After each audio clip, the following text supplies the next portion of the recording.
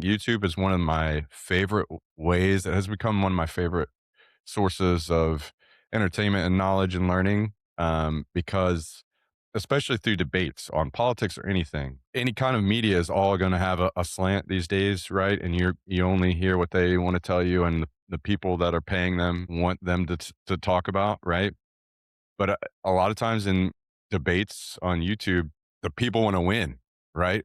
And that drive to win the debate means they're coming with, at least for them, maybe they're not super good debater, but they try to come prepared with their best arguments, right? And they come prepared with, I know that person going to come with this argument, so I want to come up with the best counter ahead of time.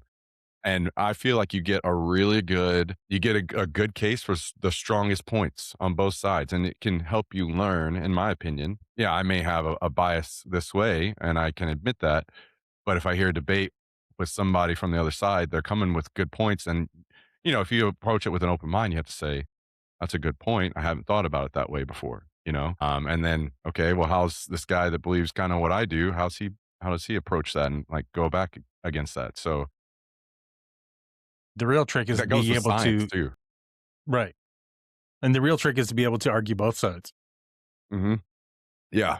Strong man, steel man, rather the other side. Whenever you can be open minded enough to steel man the other side and make that case, then you're really open minded about things, I think. Yeah. And I'd like, there's that old saying, don't be so open-minded, your brain falls out. So I like to have an opinion on things. I like to be able to have kind of a worldview on things, but I'd like to also challenge that, because I think if you can sit back and watch your thoughts come and go, you realize a lot of these thoughts aren't even your own. These are things you've picked up from other people. You've heard maybe on other podcasts, or your parents say, or your brother, or people. And if it's somebody that you really respect, it's really easy to adopt all of their opinions. And then A you hundred then you're percent. then you're not yourself. I think that is probably one of the bigger issues. To me, I very much I've been talking about this on stream multiple times. I do think that misinformation is probably like number one as far as the issue facing humanity right now, in my opinion, that we don't have a really good, true source of information out there. And I don't know that any answers to this. It will be interesting to see how we tackle that. But I think part of that is because people, like the rise of influencers, really.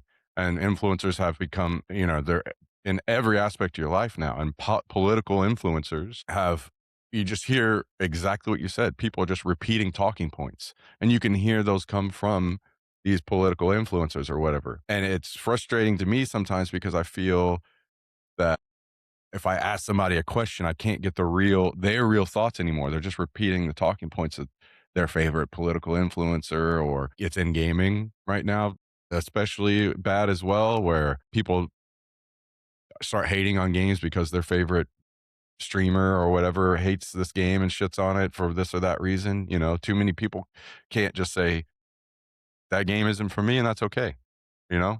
And just move on with their life. They got to talk shit on that game, which is so weird to me. Like, I can't, I just so often think how it feels like yesterday, man, that I was in school and I couldn't even talk about games because I would get made fun of and just absolutely bullied over playing video games. And now everybody's playing games and people are talking shit on enjoying this or that game. I'm like, man, there are games for everybody now. Everybody gets to find the game that they want to play, and now we're talking shit on people for the game that they enjoy. It's crazy. I don't get it. It's weird whiplash of a It's that situation.